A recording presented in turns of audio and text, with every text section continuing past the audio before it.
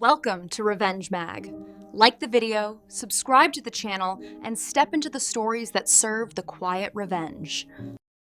I'm Sophia, 26, and the moment I saw that ring on his hand, my entire world shifted. The same emerald green stone, the same unique setting that had haunted my dreams for 18 years.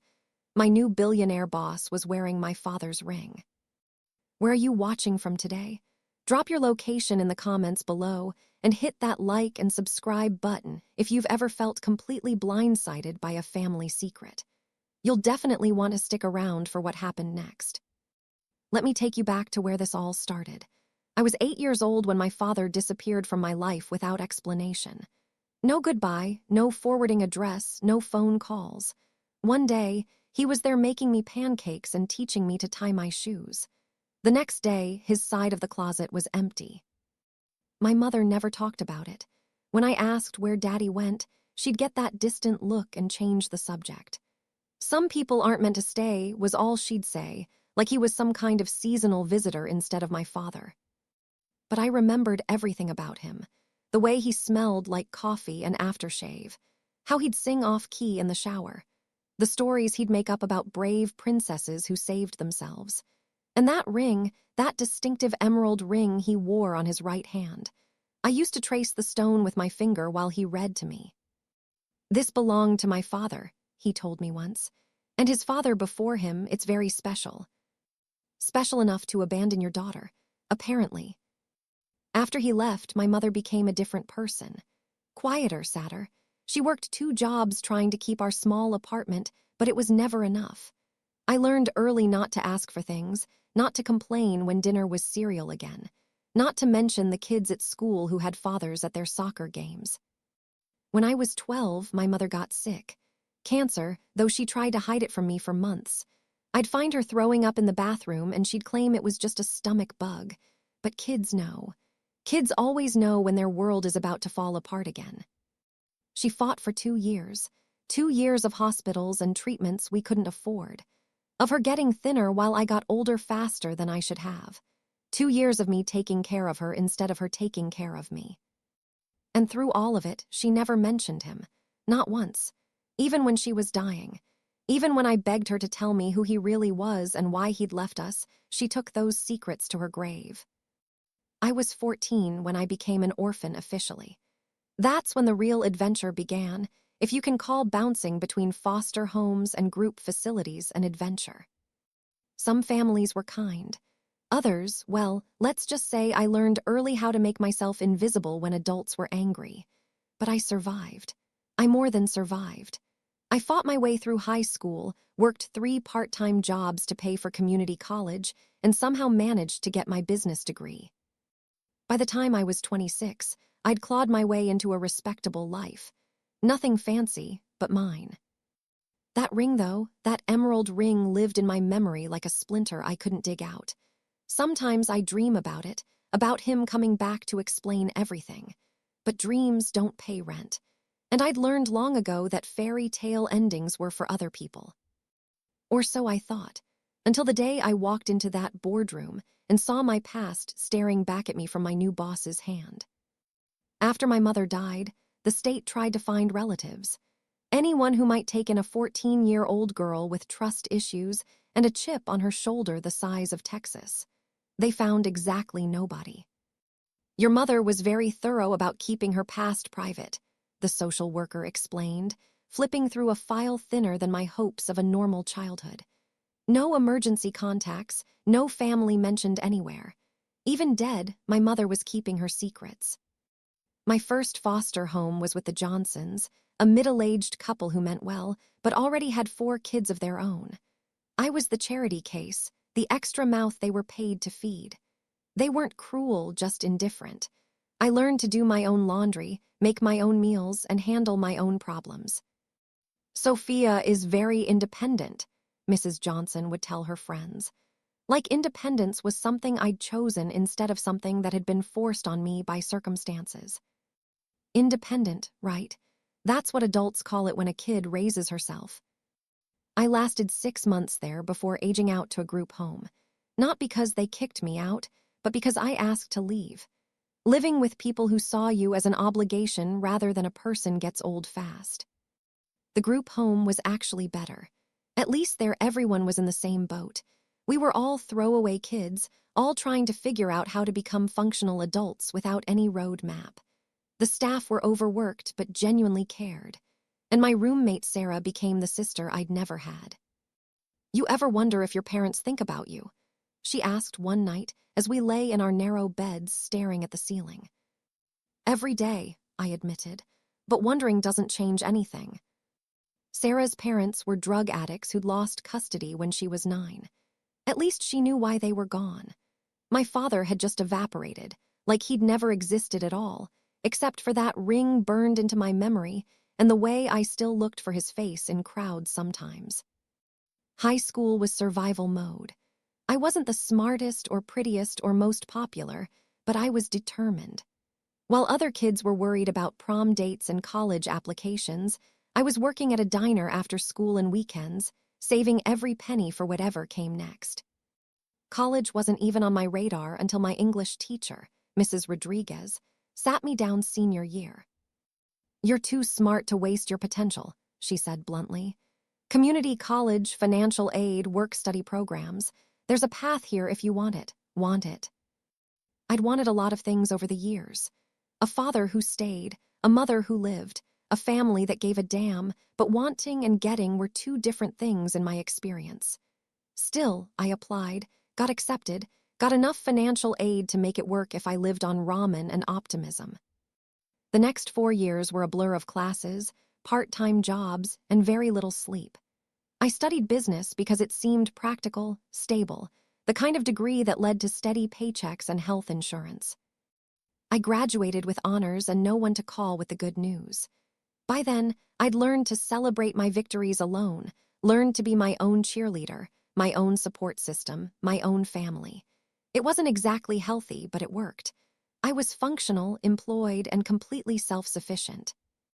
The day I got hired at Kane Industries, I treated myself to dinner at an actual restaurant instead of my usual takeout. Sitting there alone with my celebration meal, I thought about how proud my mother would have been. How maybe even my father would have been impressed by the woman I'd become, despite his abandonment. I had no idea that within a week I'd be sitting across from someone who could answer every question about him I'd ever had. Life's funny that way. Just when you think you've made peace with the past, it shows up wearing a $1,000 suit and your father's ring. Kane Industries occupied 3 floors of a glass tower downtown. The kind of building that screamed serious money to anyone within a 5-mile radius. I'd researched the company obsessively before my interview, memorizing revenue figures and business holdings like I was preparing for finals. The old man, William Kane, had built an empire from nothing. Real estate, tech investments, manufacturing. If it made money, Kane Industries had a piece of it. He died 6 months earlier, leaving everything to his son, Alexander, who had a reputation for being as brilliant as he was ruthless.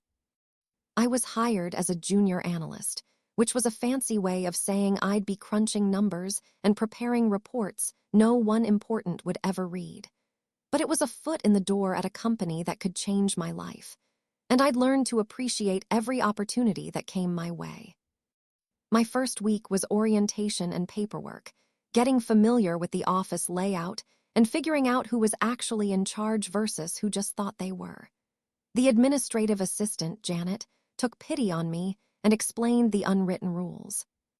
"Mr. Kane, the younger one, doesn't like small talk," she warned me. "Get to the point, know your facts, and never ever waste his time. He's got his father's head for business, but none of his patience for pleasantries." I'd catch glimpses of him sometimes, striding through the halls with that particular energy that comes with absolute authority. Tall, dark hair, expensive suits that probably cost more than I made in a month. He had the kind of presence that made conversations stop when he entered a room. But I was too low on the corporate food chain to worry about impressing the CEO. My boss was Linda Harrison, Director of Financial Analysis, a sharp woman in her 50s who'd worked her way up from the typing pool back when such things existed. "You remind me of myself at your age," she told me during my first week. Hungry, determined, that's good. You'll need both qualities to survive here. The work was exactly what I'd expected. Long hours, complex spreadsheets, detailed reports that tracked every penny coming in and going out. I was good at it. Maybe because I'd spent my whole life keeping careful track of limited resources. When you've lived on food stamps and government assistance, you develop a healthy respect for budgets. 3 weeks in, Linda called me into her office. "The quarterly board meeting is next Friday," she announced. "I need someone to present the third quarter analysis. You interested?" My heart jumped. Board meetings meant FaceTime with the executives, including Alexander Kane. It was exactly the kind of opportunity I'd been hoping for. "Absolutely," I said, trying not to sound as eager as I felt. I spent the entire week preparing, rehearsing my presentation until I could recite it backwards. I researched every board member, studied their backgrounds and interests, prepared for every possible question they might throw at me. The morning of the meeting, I put on my best suit, a navy blue number I'd bought at a discount store, but had tailored to fit perfectly. Professional, but not flashy, competent, but not threatening. The carefully calibrated uniform of a woman trying to be taken seriously in a man's world. I arrived at the boardroom 15 minutes early, laptop bag clutched in my sweaty palms like a shield. The room was impressive. Floor-to-ceiling windows overlooking the city. A massive mahogany table that probably cost more than most people's cars. Leather chairs that whispered, "Important decisions happen here." Board members filed in gradually, chatting among themselves while I set up my presentation. I recognized them from their photos. Mostly older men in expensive suits, plus 2 women who had the particular polish that comes with decades of corporate success. And then Alexander Kane walked in. That's when everything changed. The moment he entered the boardroom, the energy shifted. Conversations paused, postures straightened, and suddenly everyone was just a little bit more alert. Alexander Kane commanded attention without trying. The kind of natural authority you can't fake or buy. He was younger than I'd expected. Early 30s, maybe, with the kind of sharp features that suggested intelligence rather than conventional handsomeness. Dark hair, darker eyes, and a presence that made the spacious boardroom feel smaller somehow. "Good morning," he said, taking his seat at the head of the table. His voice was deep, cultured, with just enough warmth to remind you he was human underneath all that corporate armor. And then I saw it. As he reached for his coffee cup, the light caught something on his right hand that made my blood freeze in my veins. The ring, same emerald stone, same antique gold setting, same unique design that had been burned into my memory since childhood. The ring my father had worn every single day. The one he told me belonged to his father and grandfather before him. My presentation materials scattered as my hands started shaking. 26 years old, and I was falling apart in the most important meeting of my career because of a piece of jewelry. "Miss Ruiz," Linda's voice seemed to come from very far away. "Are you ready to begin?" I cleared my throat, forced my hands steady, and clicked to the first slide of my presentation. Somehow muscle memory and years of preparation carried me through the next 30 minutes. I heard my own voice explaining market trends and profit margins, watched myself point to graphs and charts, answered questions with statistics I'd memorized days earlier. But the entire time my eyes kept drifting back to that ring. It couldn't be the same one. Couldn't be. The world wasn't that small. Coincidences like that didn't happen to people like me. There had to be thousands of emerald rings in the world, hundreds with similar settings. My mind was playing tricks on me, seeing what it wanted to see because I'd been thinking about my father lately. Except I knew it was the same ring. I knew it the way you know your own reflection, with absolute certainty that bypassed logic and reason. "Excellent work, Ms. Ruiz," Alexander said when I finished, and I realized the meeting was over without remembering the last 10 minutes. "Your analysis was thorough and well presented." "Thank you, Mr. Kane," I managed, gathering my things with hands that still trembled slightly. As board members filed out chatting about lunch plans and afternoon meetings, I lingered by the windows, pretending to pack my laptop while I tried to process what I'd just seen. Ms. Ruiz. I turned to find Alexander Kane standing behind me, close enough that I caught a hint of expensive cologne mixed with something uniquely him. I wanted to tell you personally how impressed I was with your presentation, he said. Linda mentioned you've only been with us a few weeks. Yes, sir, 3 weeks today. Well, you've clearly done your homework. I look forward to seeing more of your work. He started to turn away, then paused. Are you all right? You seemed a bit distracted during the meeting. This was my chance. The perfect opening to ask about the ring, to solve the mystery that had been eating at me for 18 years. Instead, I heard myself say, fine, just a little nervous. First board meeting and all. He smiled, and for a moment, he looked less like a corporate titan and more like someone I might have been friends with in another life. You did well. The nerves will pass. And then he was gone, leaving me alone with the city skyline and the knowledge that the one concrete connection to my father was sitting in his office, making decisions that affected thousands of people's lives. I spent the rest of the day in a fog, mechanically entering data and running calculations while my mind spun in circles. How could Alexander Kane have my father's ring? Had he bought it at an estate sale, inherited it from someone else, found it at an antique store, or was there another explanation? One that would change everything I thought I knew about my past. That night, I lay awake staring at the ceiling, seeing that emerald stone every time I closed my eyes. Have you ever experienced something so shocking that your brain just refuses to process it? Like when you're in an accident and everything moves in slow motion while you wait for reality to catch up. That was my entire week after the board meeting. I went through the motions of my job, analyzing reports, attending meetings, pretending to care about quarterly projections.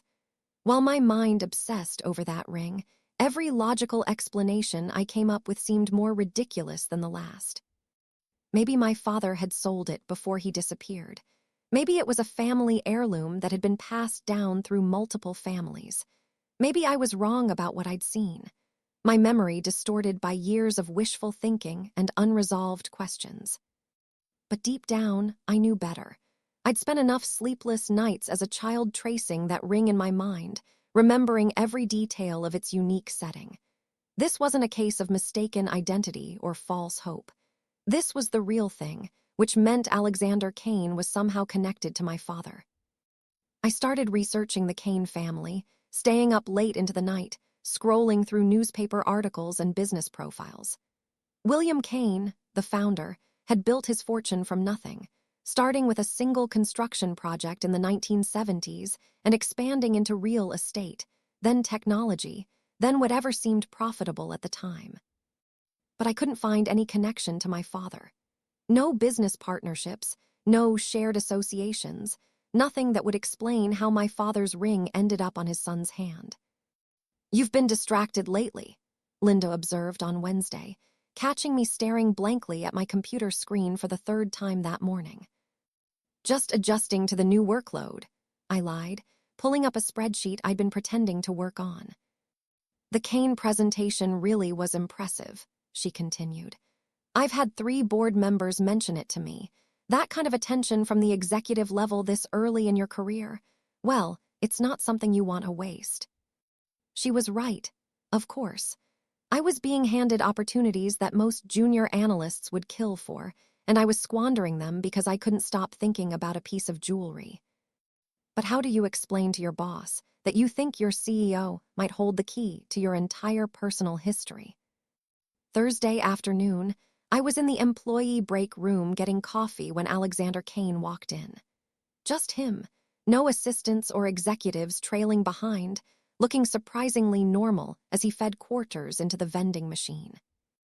Miss Ruiz, he said, noticing me hovering by the coffee pot with my cup frozen halfway to my lips. Mr. Kane, I managed. Please call me Alexander.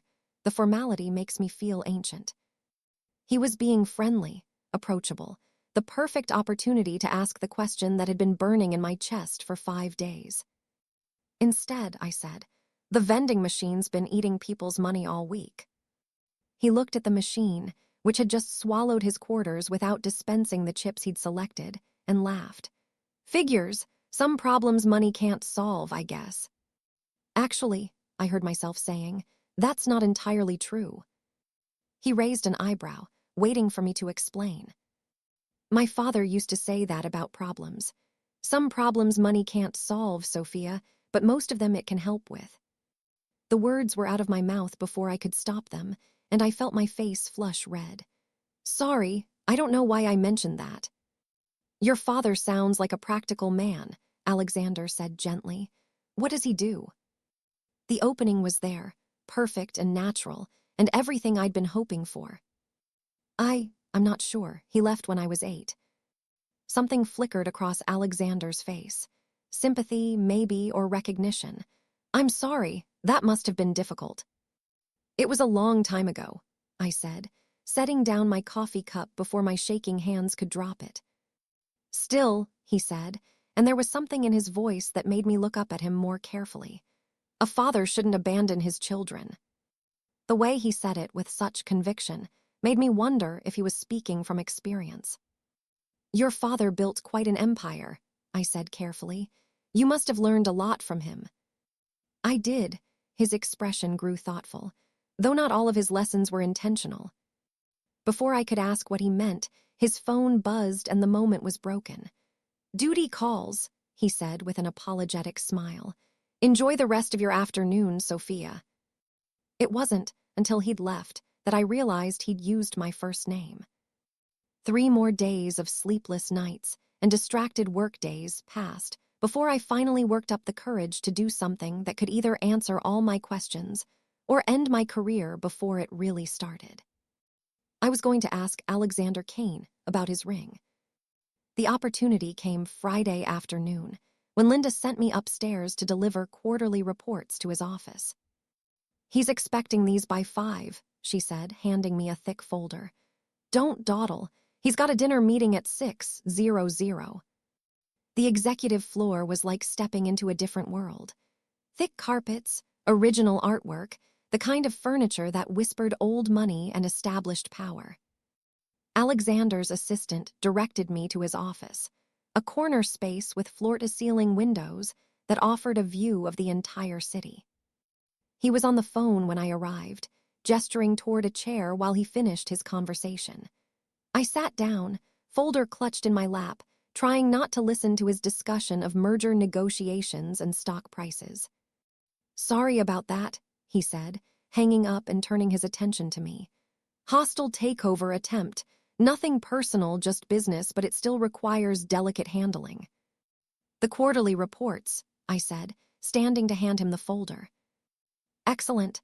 Linda's team continues to impress me. He set the folder aside without opening it, which told me the delivery was either routine or I was about to be fired for my increasingly obvious distraction. Sophia, he said, leaning back in his chair, can I ask you something? My heart stopped. Of course. You've seemed preoccupied lately. Is everything all right? If there's something affecting your work performance, I'd prefer to address it directly rather than let it become a problem. This was it, the moment of truth. I could lie, make up some excuse about personal problems or job stress, and continue living with questions that would probably drive me crazy for the rest of my life. Or I could take the biggest risk I'd ever taken and ask about the ring. Actually, I heard myself say, my voice steadier than I felt, there is something I wanted to ask you about. He nodded, waiting. Your ring, the words came out in a rush before I lost my nerve. The emerald one, it's very distinctive. His reaction was immediate and unmistakable. Every trace of color drained from his face, his hand instinctively moving to cover the ring, and his eyes locked onto mine with an intensity that made me want to run from the room. Where? He started, then stopped, clearing his throat. What about my ring?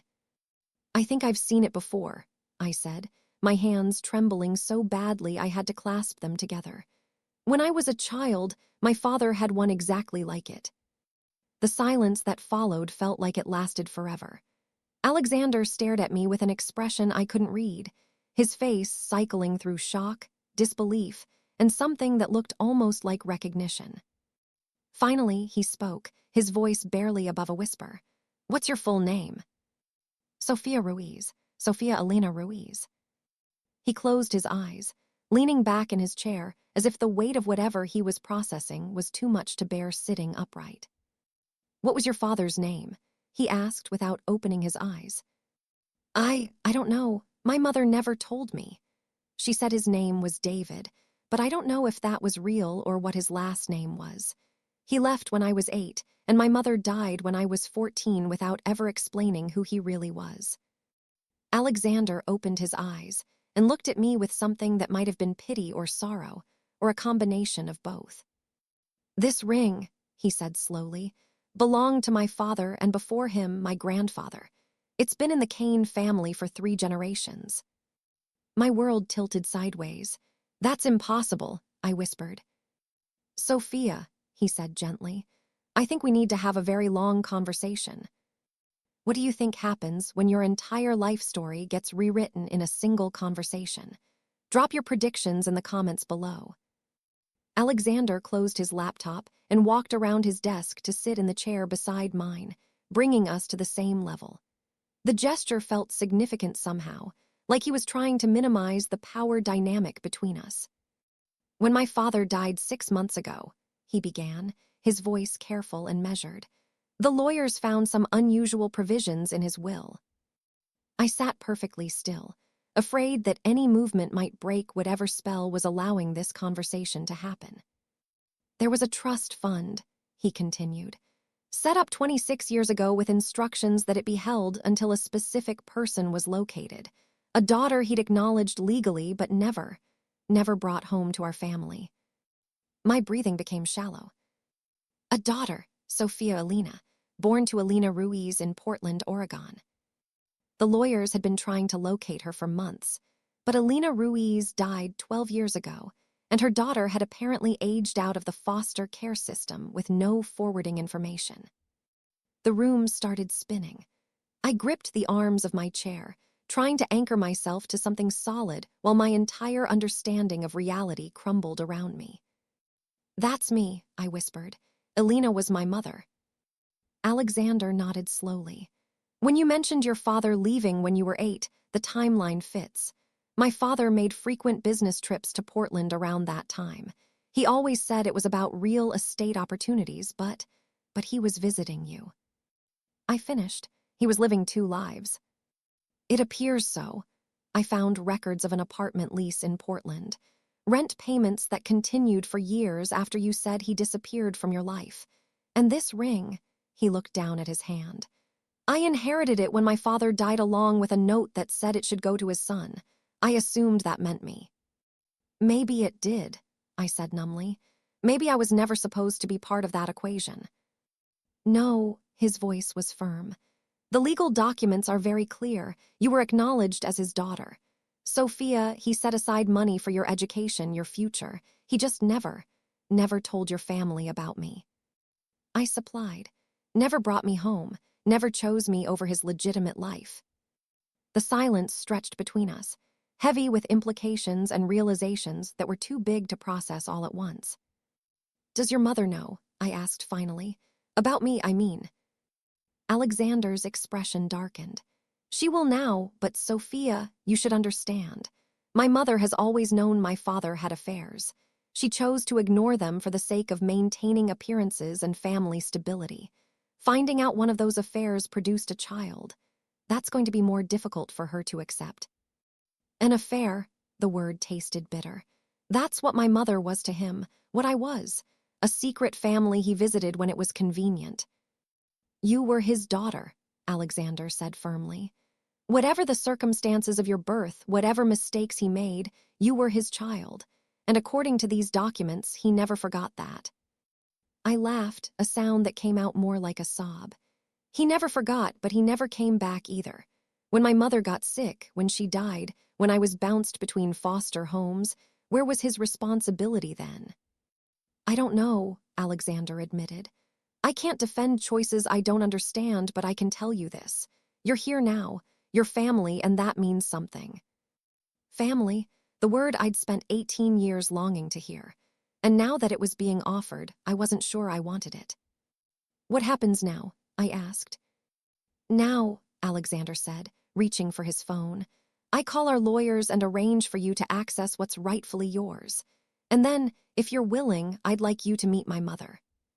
I thought about the little girl who used to dream about her father coming back with explanations and apologies, who used to imagine him searching for her, desperate to make amends for whatever had forced him to leave. That little girl would have been thrilled by this revelation. The woman I'd become was more cautious. "She's not going to be happy about this, is she?" Alexander's smile was rueful. "Probably not, but happiness and acceptance are two different things. Give her time, Sophia. Give us all time to adjust to this new reality." New reality. As if my entire life up to this point had just been practice for whatever came next. The Kane family mansion sat on 5 acres in the most exclusive neighborhood in the city, the kind of place where you needed an appointment just to drive down the street. As Alexander's car wound up the circular driveway, I tried to calm my nerves by reminding myself that I had every right to be there. Didn't make it feel any less surreal. "My mother can be intense," Alexander warned as we approached the front door. "She's had 48 hours to process the news about you, which is either enough time to come to terms with it or enough time to build a really solid defense against it." "Comforting," I muttered, smoothing my skirt for the 100th time. The house was everything I'd expected from old money. Marble foyers, crystal chandeliers, oil paintings that probably cost more than most people's homes. But it felt cold somehow, like a museum where people happened to live rather than a place where a family had grown up. Victoria Kane was waiting for us in what Alexander called the sitting room. A formal space with uncomfortable-looking antique furniture and fresh flowers that had clearly been arranged by professionals. She was elegant in the way that only comes from generations of breeding and training. Silver hair perfectly styled, wearing the kind of understated jewelry that whispered rather than shouted its value. She was also looking at me like I was something unpleasant she'd found on the bottom of her shoe. "Mother," Alexander said, his voice carefully neutral, "I'd like you to meet Sophia Ruiz." "Miss Ruiz," she acknowledged with a slight nod, not bothering to stand or offer her hand. "Please sit." I perched on the edge of a chair that probably cost more than my entire wardrobe, suddenly very aware of how out of place I looked in this pristine environment. "I understand there are some legal matters to discuss," Victoria continued, her tone suggesting we were here to negotiate a business deal rather than acknowledge family relationships. "More than legal matters, Mother," Alexander said firmly. "Sophia is Dad's daughter." "So the document suggests," she replied coolly, "though I think we can all agree that biology doesn't automatically create family bonds." The dismissal stung, even though I'd been expecting something like it. This woman had just discovered her husband's secret child after all. I couldn't expect her to welcome me with open arms. "I'm not here to disrupt your family," I said quietly.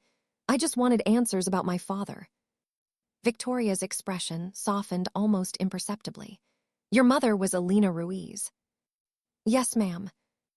"I knew about her," she said, and the admission hung in the air like a confession.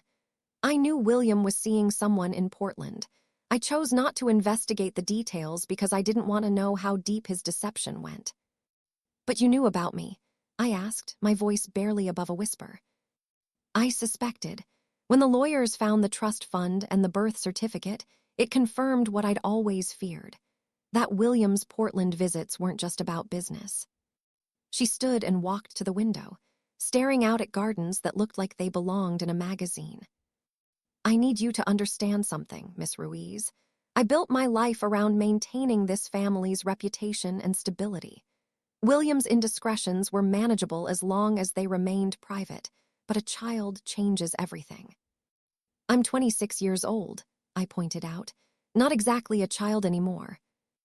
"No," she agreed, turning back to face me. "You're an adult who has every legal right to claim her inheritance and her place in this family. The question is whether that's what you actually want." It was a fair question.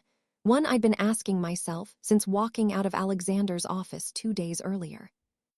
"I don't know what I want," I admitted. "I've spent my whole life wondering who my father was and why he left. Now I know, but I'm not sure the truth is better than the mystery." "The truth rarely is," Victoria said, and for the first time, her voice held something like sympathy. "But it's what we have to work with." She returned to her chair, studying me with the kind of careful assessment I imagined she applied to potential investments. "If you decide to pursue this relationship," she said finally, "I want you to understand that it won't be simple. There will be publicity, questions from business associates, social complications you haven't considered." "Are you trying to talk me out of claiming my inheritance?" "I'm trying to make sure you understand what you're claiming," she corrected. "Money is the easy part, Miss Ruiz. It's the everything else that gets complicated." She was right. Of course. I'd been so focused on the father-shaped hole in my past that I hadn't really considered the future-shaped complications this revelation would create. "However," she continued, straightening in her chair, "Alexander is right about one thing. Whatever your father's failings as a husband, they don't diminish his responsibility as a parent. You are his daughter, and that means something in this family." It wasn't exactly a warm welcome, but it wasn't a rejection either. The law offices of Pettin, Hayes and Associates occupied an entire floor of a downtown building that screamed serious legal matters handled here. As Alexander and I sat in the conference room waiting for the lawyers to arrive with what they called the full documentation, I couldn't help but think about how surreal my life had become. 3 weeks ago, I was a junior analyst trying to make ends meet on an entry-level salary. Now, I was about to find out exactly how much money my father had set aside for a daughter he'd never publicly acknowledged. "Nervous?" Alexander asked, noticing me fidgeting with my pen. "Terrified," I admitted. "This is all happening so fast." "We can slow it down if you need more time to process everything." I shook my head. "No, I want answers. I've waited 18 years. I don't want to wait any longer." The conference room door opened, and 3 lawyers filed in carrying folders thick enough to choke a horse. James Pettin, the senior partner, was exactly what you'd expect from someone who managed billionaire estates. Silver hair, expensive suit, the kind of quiet authority that came from decades of handling other people's money. "Ms. Ruiz," he said, extending his hand, "I'm very pleased to finally meet you. We've been looking for you for quite some time." "So, I've heard. I understand there are some documents I need to see." "Indeed. Before we begin, however, I want you to understand that your father was very specific about the conditions under which this information was to be revealed. He wanted to ensure that if you were ever located, you would understand both your rights and the complexity of your situation." He opened the first folder and spread papers across the polished table. Birth certificate, legal acknowledgement of paternity, trust fund documents, and a sealed letter with my name written in handwriting I didn't recognize, but somehow knew belonged to my father. "The trust fund was established the year you were born," Pettin explained. "Your father contributed to it regularly until his death with instructions that it be held in perpetuity until you were located and could claim it."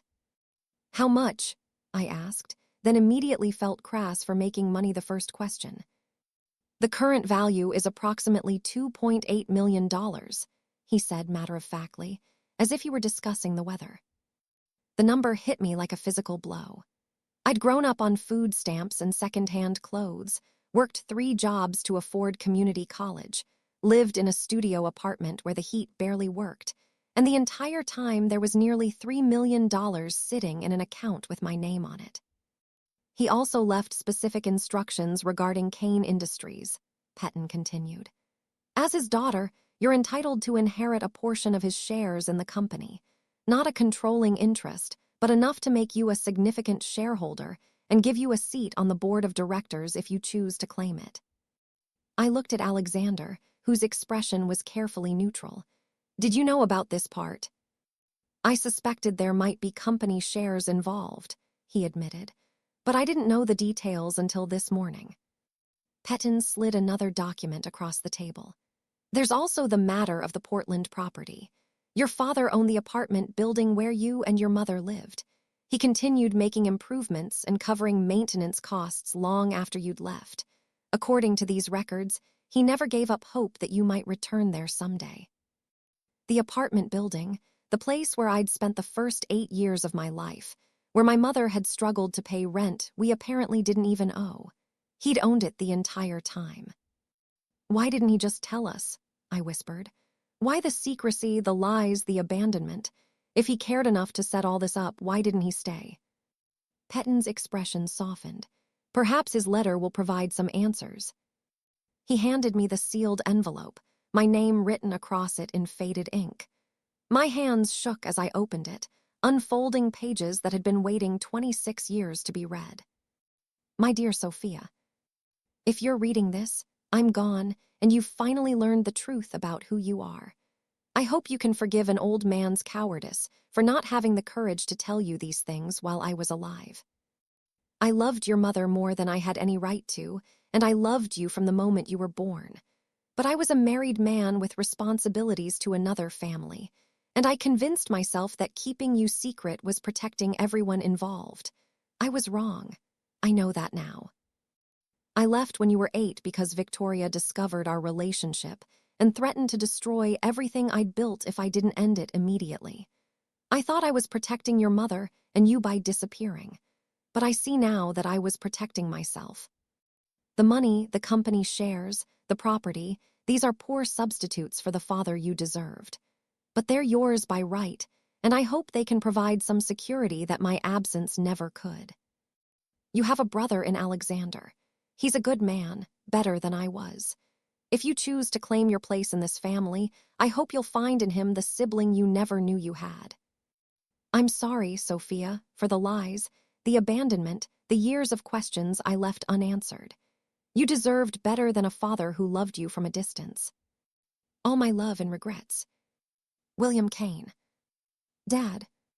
I read the letter twice before setting it down, my vision blurred by tears. I hadn't realized I was crying. So there it was, the answer I'd been searching for my entire life. He'd left because his wife threatened him, and he'd chosen his legitimate family over his secret one. It wasn't the fairy tale reunion I'd dreamed about as a child, but at least it was the truth. Have you ever had your entire life changed in the span of a single afternoon? That's exactly what happened when I signed those papers, officially claiming an inheritance I'd never known existed. $2.8 million, company shares worth another several million, real estate holdings, investment portfolios that had been growing my father's guilt money for 18 years.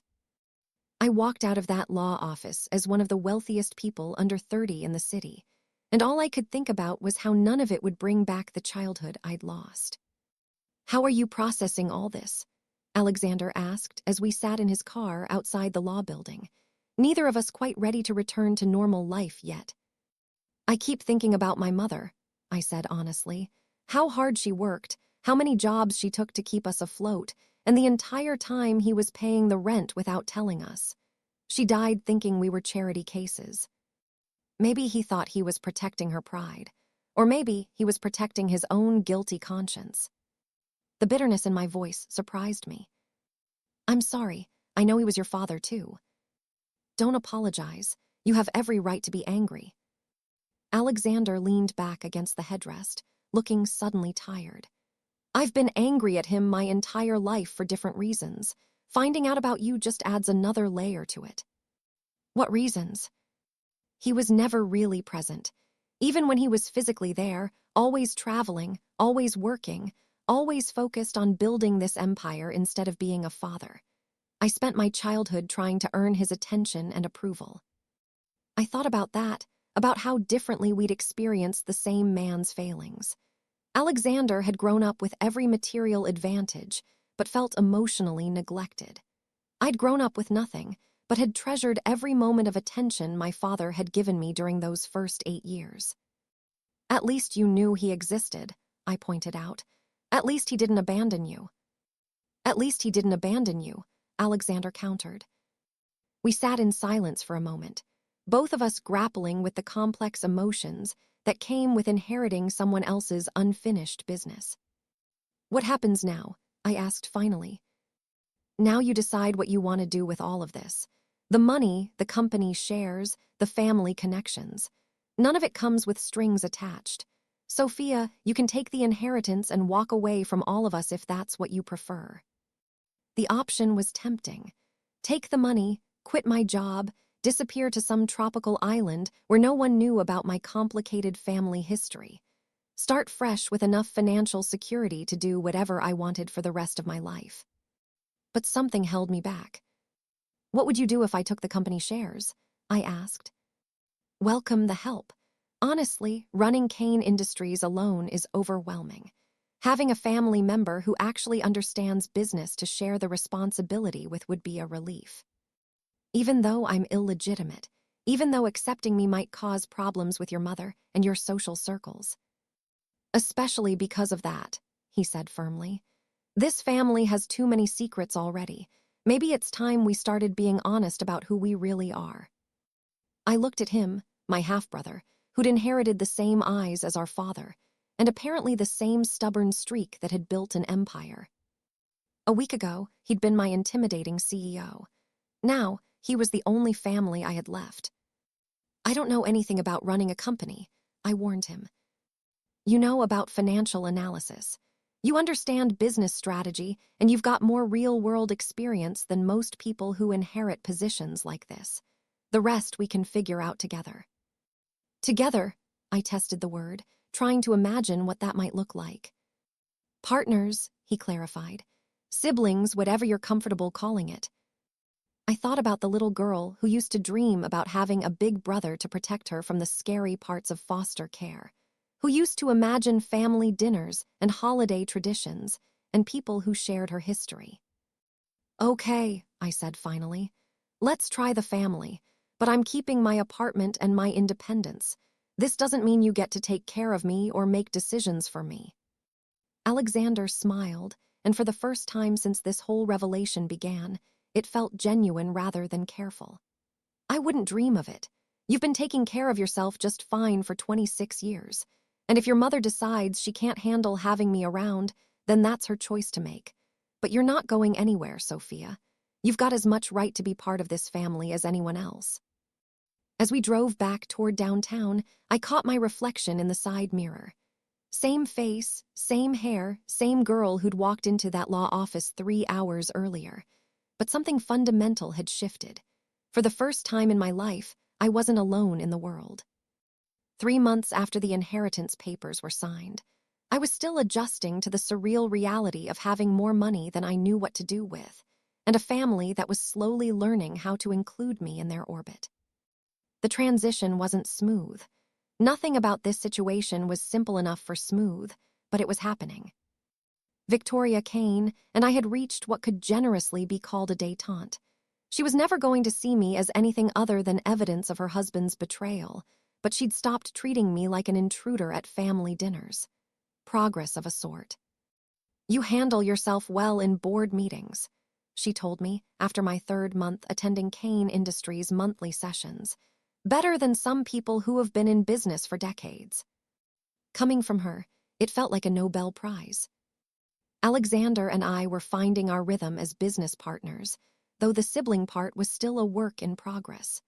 We'd inherited the same analytical mind and the same stubborn streak, which made us effective collaborators and occasional opponents in equal measure.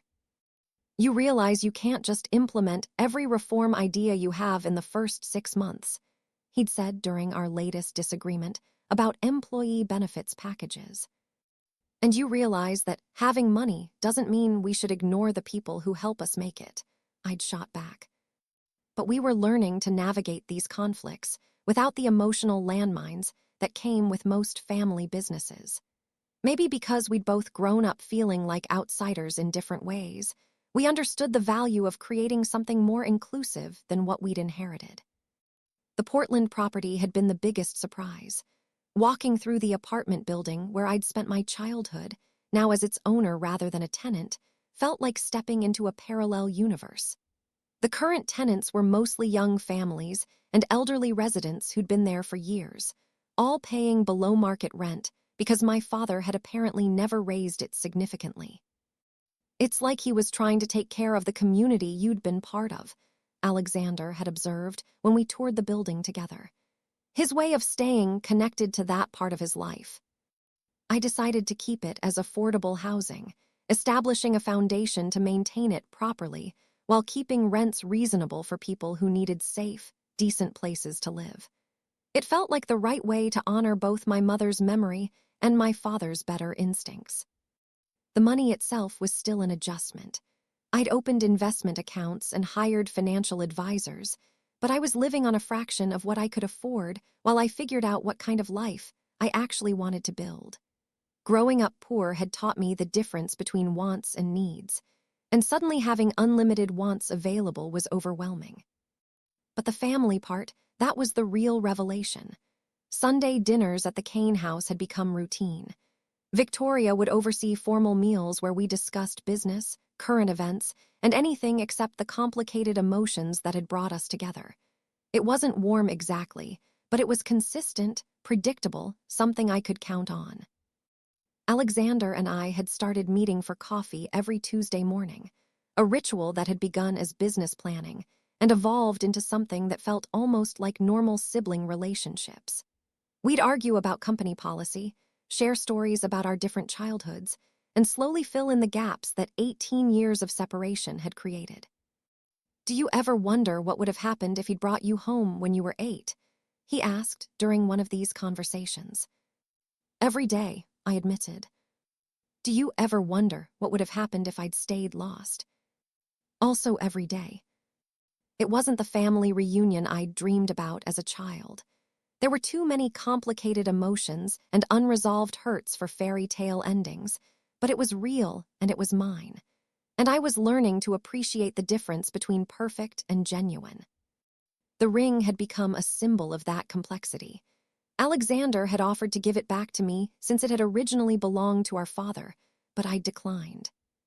"He gave it to you," I'd said. "That means something too." Instead, we'd had matching rings made. Different stones, same setting.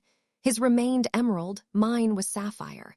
A way of honoring the connection while acknowledging that our relationships with our father had been fundamentally different. Some evenings, usually when I was alone in my apartment, I'd look at that ring and think about all the questions that would never be answered. Whether my father had really loved my mother, or if she'd just been a convenient escape from his real life. Whether he'd ever planned to tell Victoria about me, or if he'd intended to take the secret to his grave. Whether he'd ever actually missed me after he left. But I was learning to live with unanswered questions.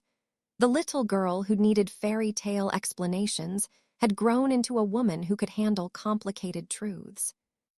And the truth was this: I finally belonged somewhere. If this story resonated with you, make sure to like and subscribe for more incredible true stories of families, secrets, and second chances. 6 months ago, if someone had told me that I'd be sitting in the CEO office of Kane Industries, helping my half-brother plan the expansion of our family's business empire, I would have laughed them out of the room. 6 months ago, I was a junior analyst living paycheck to paycheck with no family and no prospects beyond working my way slowly up some corporate ladder. Today, I'm reviewing architectural plans for a new affordable housing development that will bear my mother's name, while wearing a sapphire ring that matches my brother's emerald one, and fielding text messages from my stepmother about whether I prefer the salmon or the chicken for next Sunday's dinner. Life's funny that way. Just when you think you've accepted that some questions will never have answers, the universe decides to hand you a story ending you never saw coming. The emerald ring, the one that started all of this, sits in a place of honor on Alexander's desk, catching the afternoon light from the floor-to-ceiling windows that overlook the city where I grew up invisible and alone. Sometimes I catch him turning it on his finger the same way I remember our father doing, and I wonder if he's thinking about the choices that led us all to this point. Victoria Kane will never be the warm, nurturing stepmother that Hallmark movies promise, but she's become something more valuable. A woman who respects my intelligence and includes me in family decisions, even when those decisions are difficult. She's teaching me about the responsibilities that come with wealth and influence, lessons my father never had the chance to share. Money doesn't make you a better person, she told me last week as we reviewed funding proposals for the Kane Foundation. But it does give you the power to do better things. Use that power wisely. The foundation was my idea, a way to channel some of the fortune I'd inherited into programs that helped kids aging out of foster care. Kids like I'd been, who needed someone to believe in their potential even when they couldn't see it themselves. Alexander had supported the idea immediately. "Dad left us more than money," he'd said. "He left us the obligation to do something meaningful with it." The business side of my new life came surprisingly naturally. Turns out that growing up poor teaches you valuable lessons about resource management and strategic thinking that business schools try to replicate in case studies. When you've had to choose between paying rent and buying groceries, corporate budget decisions feel almost simple by comparison. I kept my apartment downtown, despite Alexander's suggestions that I move to something more befitting my new net worth. The small studio with its questionable heating and non-existent view reminds me where I came from. Keeps me grounded in a way that marble foyers and private elevators couldn't. Besides, I like having a space that's completely mine, decorated with furniture I chose and books I actually read, rather than the kind of showcase living that comes with inherited mansions. Some evenings I sit by my single window and think about the father I found and lost in the same revelation. About the man who loved me enough to leave me money, but not enough to stay and raise me. About the choices that ripple through generations, creating consequences no one could have predicted. I think about my mother, too, and wonder what she would make of all this. Whether she'd be proud of the woman I became or concerned about the wealth I've inherited. Whether she'd understand my decision to forgive a man who abandoned us both in his own complicated way. The truth is, I may never fully understand why my father made the choices he did, why he kept me secret, why he left when his wife discovered us, why he never tried to reconcile after my mother died. But I've learned to live with questions that don't have perfect answers. What I do understand is this: belonging doesn't always look like the fairy tales promise. Sometimes it's messy and complicated and full of people who love you imperfectly. Sometimes it's built on shared loss rather than shared joy, but it's still belonging. The little girl who used to dream about her father coming back to rescue her from foster care could never have imagined this ending. Not because it's happier than she hoped, but because it's more complex than she could have comprehended. I didn't get the father I dreamed of, but I got something else.